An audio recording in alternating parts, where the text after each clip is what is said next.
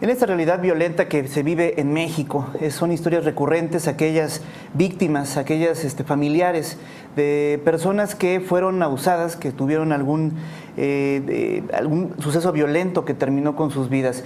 Esas víctimas, ante la ausencia de una autoridad que responda, pues toman el papel de activismo, un papel de activismo que a través de estos años poco a poco empieza a arrojar resultados, aunque evidentemente quisiéramos que esto pudiera llevar otra velocidad. Y en la línea telefónica tenemos a la señora Irinea Buendía. Ella es madre de una víctima de feminicidio en el Estado de México, Mariana Lima Buendía. Un tema emblemático, un caso que finalmente fue paradigmático dentro de lo que tiene que ver el tema de los feminicidios en México y particularmente el escenario del Estado de México como el Estado que lleva precisamente el liderazgo, el brutal liderazgo de los feminicidios. Le agradecemos muchísimo a Irinea Buendía que nos haya aceptado esta llamada telefónica y esta breve pero sustanciosa conversación. Señora Irinea, muy buenas tardes. Buenas tardes. Señora Irinea, pues le agradecemos mucho este contacto telefónico. Está usted de visita en Guanajuato, ¿verdad? Sí, así es, estoy de visita aquí invitada por la licenciada Giovanna Rocha Cano, en este momento regidora y virtual candidata a diputada local por el partido Morena. Señora Irinea, pues nos parecería muy interesante. Guanajuato comparte una cierta realidad con el Estado de México en los casos de violencia contra la mujer y el feminicidio. Tenemos un gobierno que logró salir al paso y evitar la alerta de género famosa que usted ubicará muy bien, pero pues bueno, finalmente estamos en ese proceso de poder hacerle frente al fenómeno violento de los crímenes de género. En el Estado de México, cuéntenos un poco de su experiencia a partir de que usted toma el papel de activista tras el funesto asesinato de Mariana Lima Buendía, su hija, a manos de su esposo. ¿Cuál ha sido finalmente la relación que tiene con las entidades gubernamentales? ¿Siente usted que el gobierno está entendiendo la gravedad del problema? No, no lo está entendiendo, porque ni siquiera juzga los casos con perspectiva de género.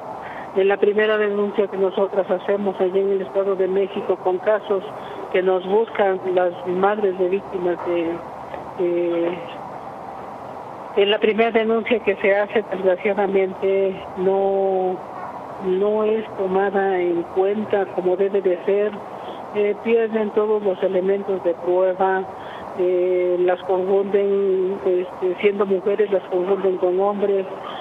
Hay una situación extrema de violencia, es una emergencia nacional en donde la autoridad no tiene voluntad política para poder llevar esas investigaciones, a pesar de que la sentencia Mariana Lima Buendía que da la Suprema Corte de Justicia de la Nación habla de una capacitación de los servidores públicos, desde policías municipales hasta jueces fiscales. Nosotros estamos viendo que los que toman la denuncia inicial, que son los ministerios públicos, desgraciadamente desconocen de qué se trata la perspectiva de género y la debida diligencia.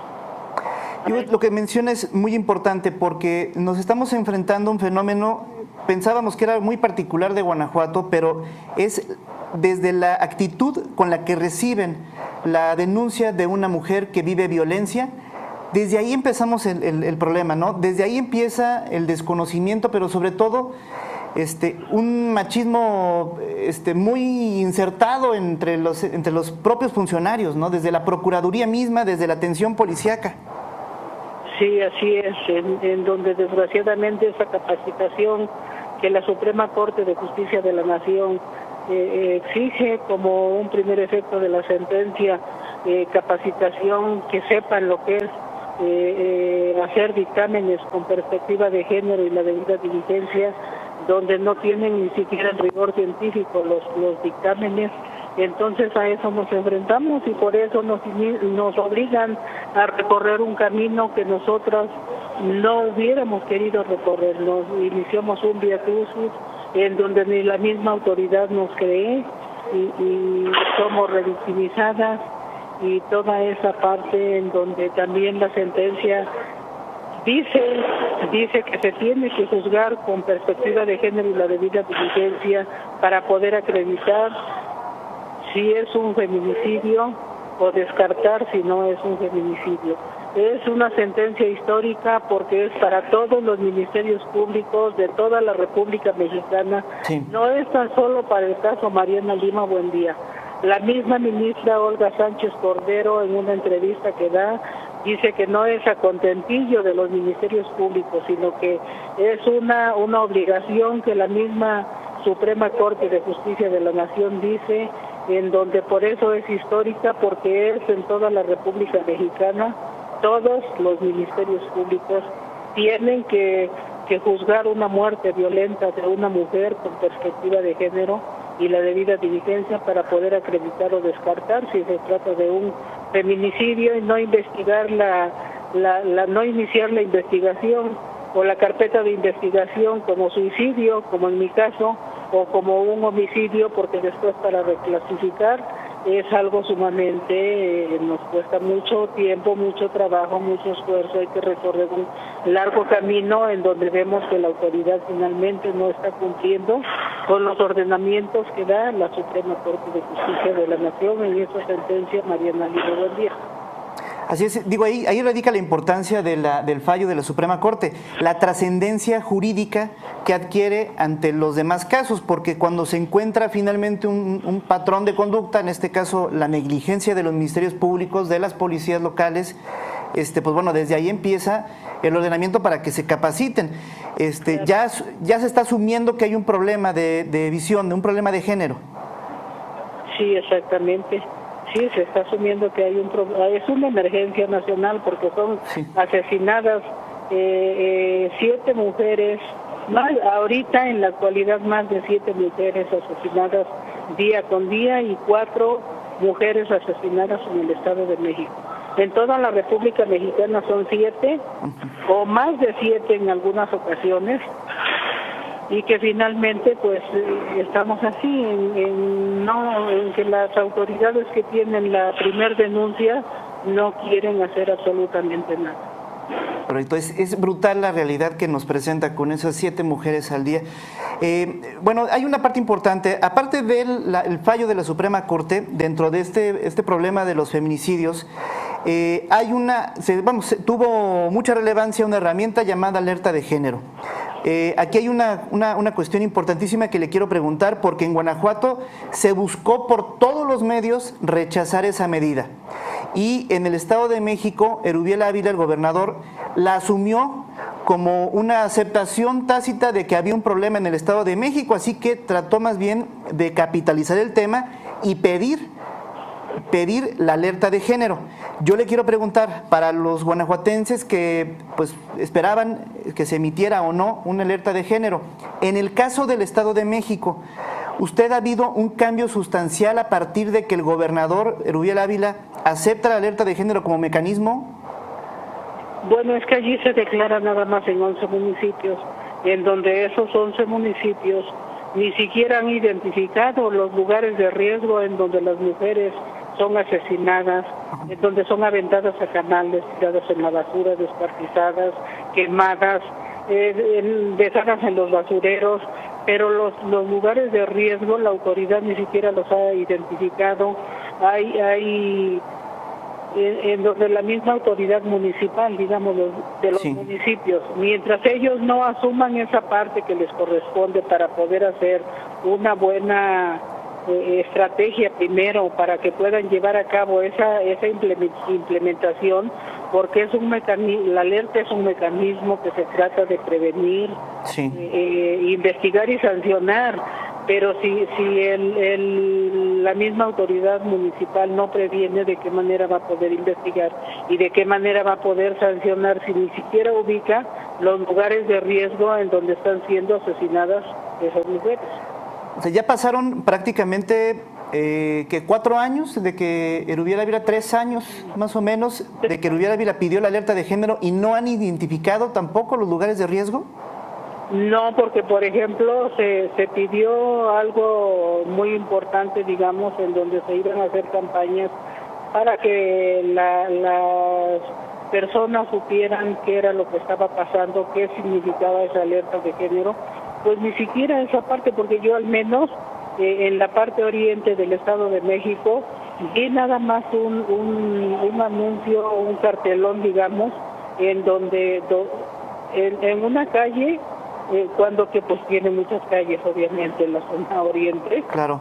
son varios municipios, y yo eso fue lo que solamente vi. No vi otra cosa.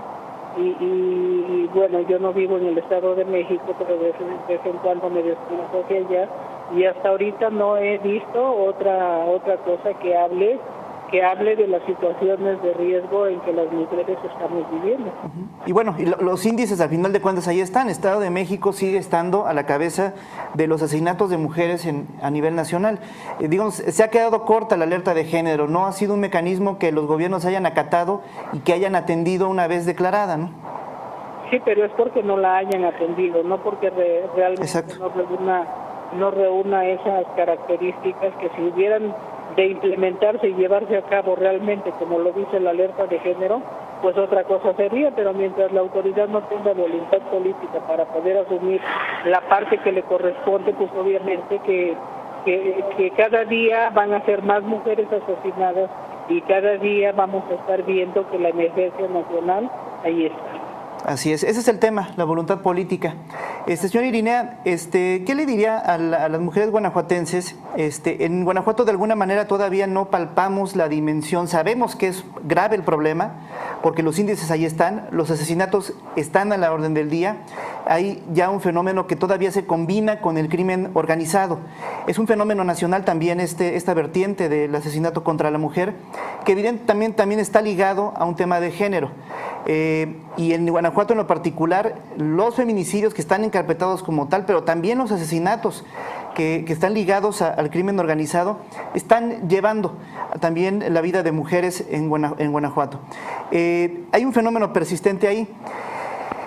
Una parte importante es la denuncia, ¿no? El no callarse, el no quedarse impávido ante la inacción del gobierno, porque al final de cuentas es la parte importantísima en la que tenemos que empujar las cosas, y creo que es algo que obedeció el que usted se haya pues sumergido finalmente en la parte del activismo social. En Guanajuato tenemos todavía un activismo todavía en desarrollo, y creo que es una parte importante el hecho de que no dejemos que las cosas se queden igual. ¿Qué es lo que usted nos diría a los guanajuatenses? No solamente a las mujeres, quiero extenderlo más el llamado, a los guanajuatenses en general ante este tipo de fenómenos que pues nos muestran una realidad de verdad brutal. Pues es que desgraciadamente vivimos en un sistema patriarcal en donde el machismo mata, y en donde desgraciadamente el hombre macho no quiere perder sus privilegios. Y yo lo que les diría a las mujeres es de que no guardemos silencio, de que no guarden silencio, que yo las invito a que recapaciten en la vida que están llevando de violencia, y que si las mujeres que están viviendo esa violencia extrema, pues que levanten la voz y que digan ya basta, porque guardar silencio es como cerrar los ojos en la oscuridad, nada caña y de nada sirve. Entonces nosotras mismas tenemos que armarnos de valor y decir ya basta, esta violencia ya no la voy a seguir viviendo porque simple y sencillamente no la quiero. Pero ese sistema patriarcal en que somos educadas, sí, y educados, tanto hombres como mujeres, en donde vemos que el hombre pues, no quiere perder esos privilegios, la mujer finalmente tiene que empoderarse y tiene que hacer un llamado al hombre y a la pareja, a quien sea, en ese ya basta, porque finalmente la situación que las mujeres vivimos es muy grave, extremadamente grave para las mujeres. Correcto, lo menos que podemos hacer es quedarnos callados ante esa realidad. Y señora Irinea, le agradezco muchísimo esta breve conversación, pero de verdad que nos da un ejemplo de lo que ocurre cuando realmente las instituciones públicas están rebasadas. Y pues bueno, como les decía, lo peor que nos puede pasar es quedarnos callados ante una realidad de este tipo, y creo que mucho ayuda casos como el de usted, en el que no solamente se quedan fungiendo un papel, sino que van más allá y tratan de aportar para cambiar las cosas. Le agradezco muchísimo su visita y también esta llamada telefónica. Sí, muchas gracias a usted. Ahí está. Bonita tarde. Muy buena tarde. Irinea, buen día. Activista, madre de Mariana Lima, buen día, joven que fue asesinada por su esposo, un policía judicial en el Estado de México, un caso que escaló hasta la Suprema Corte de Justicia de la Nación debido precisamente a las negligencias, omisiones e incluso actos irregulares de toda la cadena que se encarga precisamente de atender este tipo de crímenes. Una realidad lacerante, pero más lacerante aún que esas instituciones no actúen en consecuencia. Y es algo que aquí en Zona Franca le hemos llevado un poco de la realidad que vive Guanajuato, pero que es una realidad compartida desafortunadamente en varios estados del país. Volvemos, vamos a unos mensajes.